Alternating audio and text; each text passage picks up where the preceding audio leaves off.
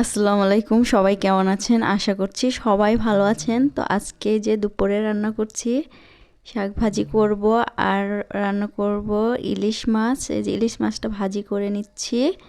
এটা আমি টমেটো দিয়ে রান্না করব, টমেটো আর কুমড়া বড়ি দিয়ে রান্না করব।